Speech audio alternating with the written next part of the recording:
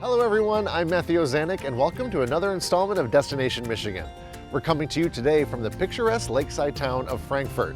Now we're going to be bouncing around town here to check out what's in store for visitors, but our Destination Michigan adventure today does not stop here. So buckle in because we have a lot headed your way. We'll roam the streets of Frankfort to find out what makes this town on the Lake Michigan shoreline a spot that you will definitely want to add to your next Michigan road trip. Then we're going to shoot down to Lansing to marvel at the exhibits found in the Michigan History Museum. Lace those sneakers and limber up as we shoot some hoops to celebrate the rich history of the Gus Macker basketball tournaments. And finally, we'll turn up the temps as we visit Master Bladesmith Kevin Cashen, and we'll spend a day with Josh A. Weston at the Bavarian Blacksmith Experience in Frankenmuth. All these stories are coming your way on this episode of Destination Michigan.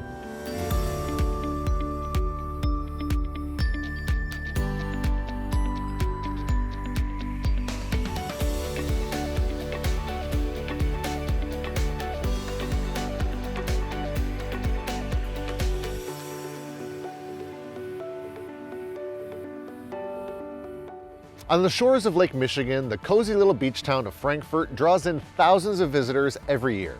With its stunning views of the coastline and a great downtown, there is no shortage of food, fun, and frolicking.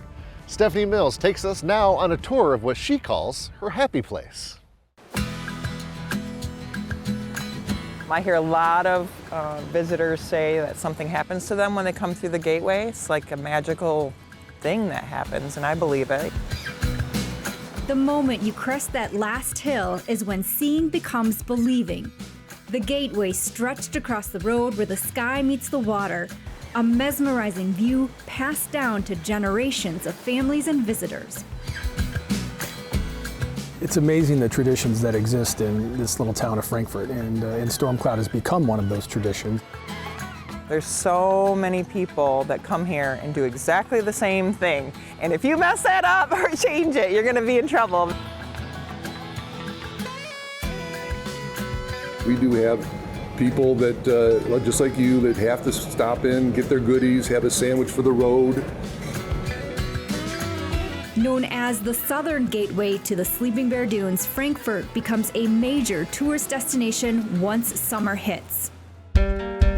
The most unique part is so walkable to everything that we have, pretty much. The restaurants, the shops, pretty much everything is within 5 blocks, so you can't go far. Plus we have the trail, the marinas, the lake, the beach, all of it. It's so close and you can just walk anywhere. Now Frankfort isn't a large town. About 1,200 people live here year-round. Main Street is lined with great shops and restaurants. Options for the whole family.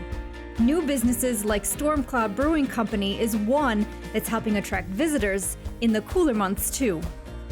I would agree that Frankfort is becoming more of a year-round destination, and that's exactly what we need. The summer is crazy busy and fun. There's no better place to be in the world than Northwest Lower Michigan, on Lake Michigan in the summertime. And then the September and the weather then and the leaf color, it's beautiful. We're open every day, all year long, and try to provide activity that brings people here, whether it's curling in the winter or a beer festival in the middle of February. The beach is second to none here, spread across the beautiful sandy shoreline. You can take a walk out to the lighthouse to watch the boats come into the Betsy River. And get this, the views and privacy also proved to be a lucrative escape for mobster Al Capone, who sometimes stayed here. Oh, I did take a tour of it. It's pretty cool. Apparently, the girlfriends used to stay there. Maybe the pregnant girlfriends, we're not really sure. They had a tunnel that during Prohibition, where they would transport alcohol. A visit to Frankfort for the Mills family isn't complete without a stop at Port City Smokehouse. You'll find all sorts of smoked fish delicacies here, along with their dips and snacks. Owner Mike Alwell turned this old car shop into a business 17 years ago. They smoke about 25,000 pounds of fish here every summer. Well, first of all, we understand that our goal is to make great food, but more importantly, our business is providing the up north experience. And all of our folks that are great folks that work for us, that's our focus. We know that people have that week off or vacation or whatever, and when they come into town, They want that experience of up north. Like many northern Michigan communities, Frankfort continues to grow. But there's something so quaint and familiar every time you travel down its streets and carry on those timeless traditions with those you love. There's only one stoplight in the whole county, and so if you want to experience northern Michigan preserve, this is the place to do it. People bring the best of themselves into the store. We try to match that with the best of ourselves, and then it creates just a bit of magic. It is paradise, as people do call it a paradise. I absolutely love it. Now, if you've been following us here on Destination Michigan, you know very well that the state has museums in nearly every town and city covering a variety of topics. But in the city of Lansing, in the shadow of the capital, there's a museum that's taking on the daunting task of covering the entire history of Michigan, from 14,000 BC up until today. We now head to the Michigan History Center in Lansing. It tells the history of Michigan kind of in a walking timeline. So you start right at the end of the Ice Age, and it goes all the way through almost the end of the 20th century. With 4 floors of exhibits at the Michigan History Museum, there is a lot to take in. The museum is located inside the Michigan History Center, which also holds the state's archives. Each year, approximately 45,000 students from across the state come through its doors, and what they find inside is truly an eye-opening experience. When you go up to the elevator and the doors open on the second floor, you're seeing what you're seeing behind me, these kind of amazing built environments with super tall trees and a large map. So we designed the museum to kind of tell the history of Michigan's peoples, their stories, the big events in the state's history, but you can walk through them in a very experiential way. Walking through the exhibits means you're walking through time. Upon entering the museum, you're introduced to the stories of Michigan's first people. In 2016, we redesigned how we talk about Michigan's first peoples and indigenous tribes by working with several of Michigan's 12 federally recognized tribes to tell their story in their words, in their ways. So we ended up creating a gigantic wall mural that shows the lifeways pre-European contact of the very vibrant Anishinaabe civilizations that were in this state. And it has enabled us to tell a much more accurate, much more complete story of this time period. As you pass the vibrant mural of Michigan's first people, you come upon one of the most immersive yet intimidating exhibits you'll find at the museum. Probably our most popular exhibits for kids and adults alike is we have kind of a recreated copper mine where you kind of come around a corner and you're looking into a dark mine, and it's either people that are terrified by it or they absolutely love it. So you can kind of go in, and if you walk to the back, you see a rope going up, and if you look up, it's like you're looking up a mine shaft, like 100 feet.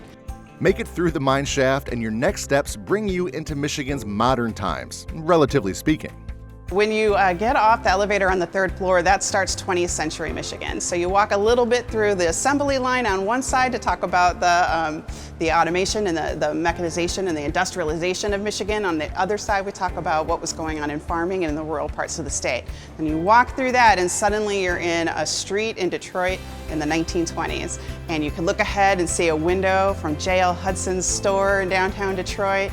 There's a great kind of recreated movie palace where you can go in and watch some segments of some old-fashioned movies from the 1920s. There's even a car dealership in there with an actual car in the middle of it. It's just a lot of fun. You really feel like you're walking down a street. From copper mining to the auto industry, you learn about some of the biggest moments in Michigan history. But honestly, some of my favorite spots in the museum are these recreations of homes that Michiganders have lived in through the generations. The first one is on our 2nd floor mezzanine level next to our one-room schoolhouse. Kind of gives you an idea of what a typical family home in Michigan would have looked like about middle of the 19th century. So you can go and see all of the dining rooms and all of the knickknacks and all of the things. We have another one that talks about the mid-1950s, which is a crowd favorite because all the appliances in the kitchen are bright pink, as they were. But the nice thing about it is you can kind of see the change in how people lived and what were the stuff they have in their homes over time. Now, Toby tells us that one of the coolest pieces of history in the museum is actually so small that many visitors walk right by it. Upstairs on our third floor, right after the 1950s, you kind of go into a recreated auto show. But next to it, there's a case that looks like a missile. And inside, there's a tiny little Michigan flag that looks a little frayed, and then a little dot, maybe about an inch round, that's got two tiny rocks in it. And what they are is the very first mission to the moon. Every state sent a flag on the mission up to the moon, and the astronauts collected moon rocks, and every state when they came back got their flag back and some moon rocks. I said you could miss it if you're not paying attention, but you could see some real moon rocks and a flag from Michigan that was flown on the moon in our exhibits. And for our next story, we head to a parking lot on the CMU campus for the Mount Pleasant Gus Macker 3-on-3 basketball tournament. Now, if you're like me and grew up in Michigan, chances are that you are very familiar with this 3-day b-ball tournament. But did you also know that it started in a driveway in Lowell 50 years ago? And did you also know that Gus Macker was an actual person?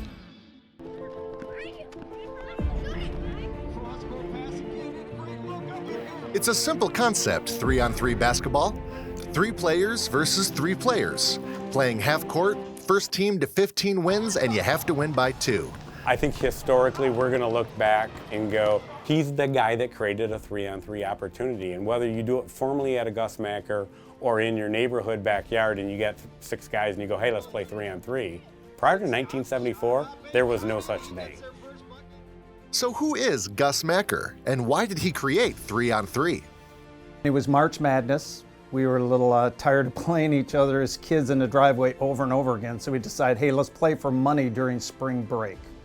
So we all threw $1 in a hat. When I say we all, kids from the neighborhood, guys that went to school with me, all threw $1 in a hat, and we said the winning team would get the money. Everybody had a weird nickname. My mom worked at Amway, which is only a few miles away, and she was typing up and making copies on the machine to hand to all the kids in school, and she just took my nickname, which was Gus Macker, and put it on the top of it because we didn't have a title for it, and it kind of stuck. That first tournament was in 1974 in the McNeil driveway in the small town of Lowell. Word spread quickly throughout West Michigan about this basketball tournament where anyone could play, and it seemed as though everyone wanted to play. Our biggest push was we got to the middle 80s, and it was a West Michigan thing, but Sports Illustrated put an article out in 1985, and it was a feature story, 11, 12 pages, and it went nuts. I mean, it just blew us up nationally. That article changed everything. The basketball tournament, started by a high school junior and his friends, had gained national attention. It outgrew the driveway, neighborhood, and even the city of Lowell. Scott left his teaching job and took his Gus Macker 3-on-3 basketball tournament on the road. In the 1990s, it was common to have weekend events that drew thousands of teams with even more spectators. It took over cities. It's a basketball tournament, but really it's a community festival. And I think that's where Gus has been successful for 49 years, is he's bought into the rural, small communities. You don't see these in downtown San Diego. You see them in Iron Mountain, you see them in Mount Pleasant, you see them in Ludington, because you come into a community, bring a vibrancy to that community for a weekend, and then you leave, clean it up, make it better than you left before, and every city makes a charitable donation back to the city that hosted. Here at CMU, Gus makes a $10,000 donation back to CMU. The do-or-die shot, Gus Busters, Threads by Gus, Dream Court, the Toilet Bowl, these are aspects of the tournament that have made Gus Macker uniquely awesome. The trophies in general are way overboard. The baskets are a little bit overboard. The basketballs are a little nicer. Our idea was make a Cadillac event. You still may play in other 3-on-3s, but you live to play in the Macker once a year in your area. I always tell Gus he's done 2 really, really cool things in 49 years. Only 2. And of course we giggle and laugh. Gus created a toilet bowl for the teams that lost twice, play the other teams that lost twice, playing for this last trophy. So 1, it gives you a 3rd competition opportunity, and 2, you're walking away with something tangible that you remember. The 2nd is Dream Court. That he has created a stadium-like atmosphere, a temporary surface, banners, flags, a public address system, an MVP that gets interviewed at the end of the game. Every youth that plays, and we have 2/3 of our teams are under 17 years of age, everybody wants to play in Dream Court. From kids 7 years old to those 50 plus, this event is designed for everyone, and anyone can play, and the atmosphere is definitely family friendly. From its inception, they figure over 2 million players have competed in a Gus Macker.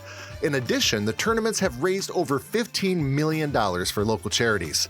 It is safe to say the Gus Macker 3-on-3 basketball tournament has come a long way from that driveway in Lowell.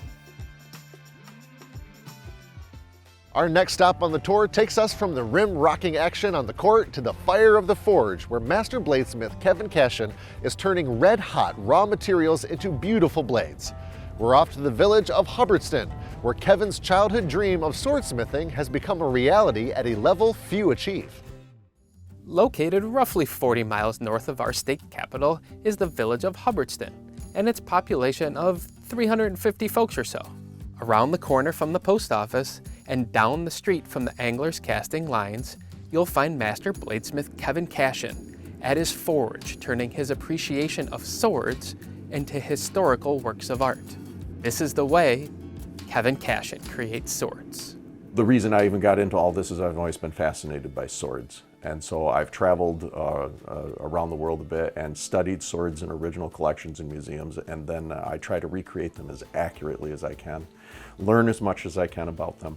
You join the American Bladesmith Society as an apprentice smith, and you must be an apprentice smith for 3 years. There's ways to accelerate that program if you take classes, because the American Bladesmith Society has schools that they send instructors to. If you take one of those courses, you can reduce it down to 2 years. 2 to 3 years apprentice smith, and then you're allowed to test for journeyman bladesmith. And then you must practice as a journeyman bladesmith for 2 years until you can test for master smith. I became a master bladesmith in 1995. As a child, a young boy, for some reason I was fascinated by swords and armor, particularly in the medieval period. I remember I was a geeky young boy. At that age, I was actually reading Le Morte d'Arthur and the Arthurian legends, and swords just really sparked my imagination. And so I decided, well, I'd like to make some swords, and I gave it a try and found out that I was biting off way more than I could chew. And so I started just general bladesmithing, knife making. By the time I was 18, I had actually started producing forged knives and started selling them. And probably 20, 25 years later, then I thought I was finally ready to revisit swords, and I got back into it. Now the quest for knowledge comes in many forms for Kevin. He loves the smell of books, and he considers the vaults at the Victoria and Albert Museum in London one of his favorite places on the planet. But the path to master swordsmith involved trial and error. I'm actually entirely self-taught. When I started teaching for the American Bladesmith Society, I brought something fresh and new to the table in that all the techniques that I developed are self-taught.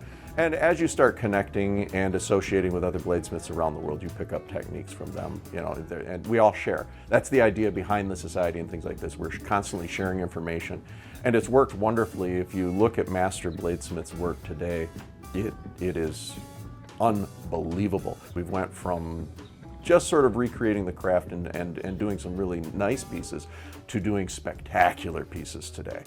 Bladesmithing is producing some of the best blades that the world's probably ever seen today because of the sharing of information. Trying to recreate things from the past teaches you the techniques, because as you're working, you realize there's only so many ways that this object can be created. There's only so many ways to do it with the limitation of the materials. And so you start to get an idea of the way things were done 1,000 years ago. You really have to study swords to recreate a sword. You can't just look at pictures. You got to handle and study swords.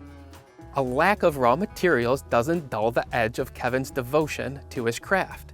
In fact, it's just another conundrum he's been able to conquer. I've even made my own steel. Went to the Upper Peninsula of Michigan, dug the ore out of the ground, and brought it back, and I smelted it the way it would have been done in the late Roman Empire or the early Dark Ages, and just to better understand the techniques. In Michigan, currently, there are 2 master bladesmiths. I was the first in Michigan, and there's another fella that's a good friend of mine that got it a few years later.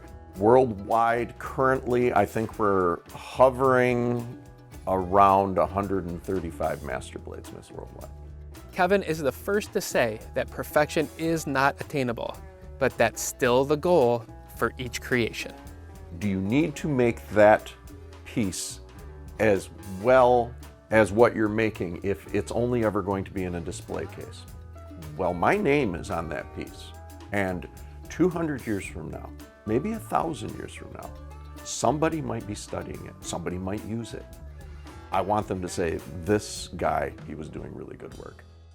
Blacksmithing is a skill that was once a part of our everyday life, but in modern times, it can be intimidating and quite costly to learn the science of shaping steel.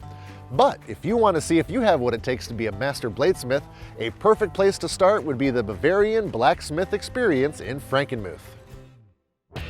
Things are heating up inside the walls of the Bavarian Blacksmith Experience in Frankenmuth. There's so much that you're going to learn in the forge about yourself. First off, do you have any sort of endurance and mental grit or grit at all? It takes something to get through. Now, you don't have to be super strong to do this. You just have to be willing to go all the way.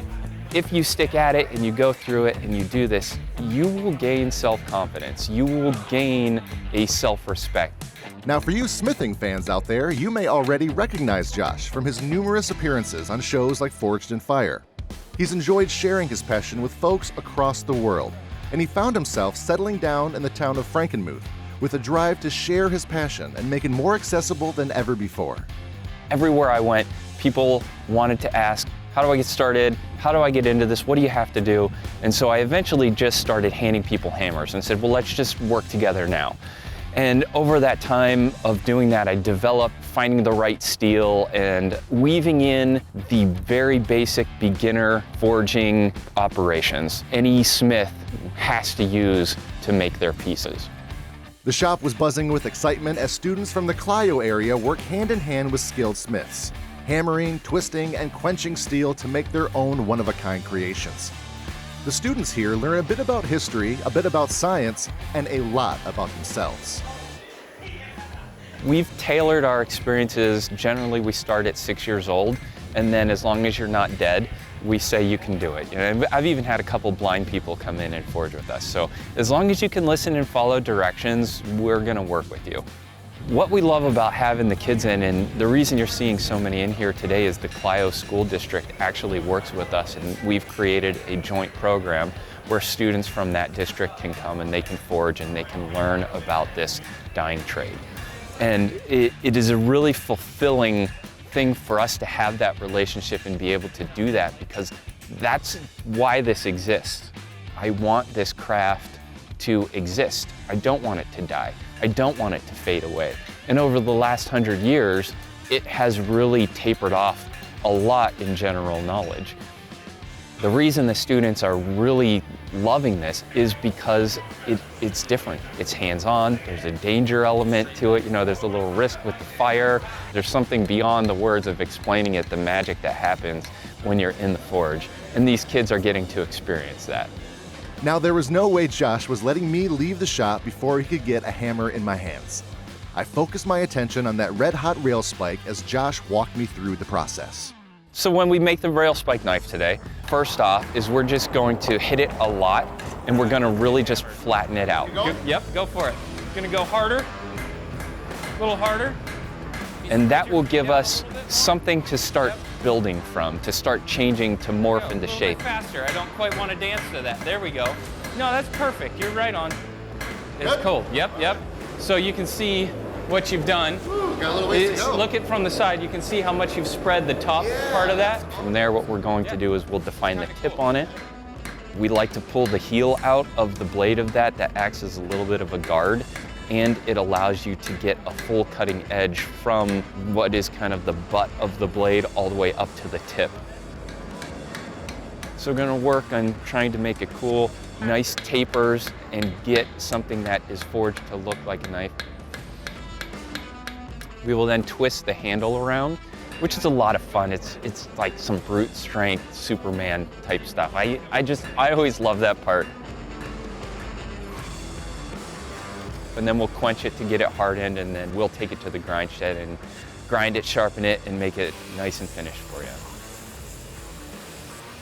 We want people who leave here to feel confident, to feel accomplished, and to feel like they have something that they can do. They have a new skill and they have a value beyond what maybe social media makes them feel or the other things in their lives. It's too easy to just feel depressed and bad about stuff now, and we like to provide that goodness in people's lives. And just like that, our Destination Michigan adventure comes to an end. From everyone here, thank you all so much for watching.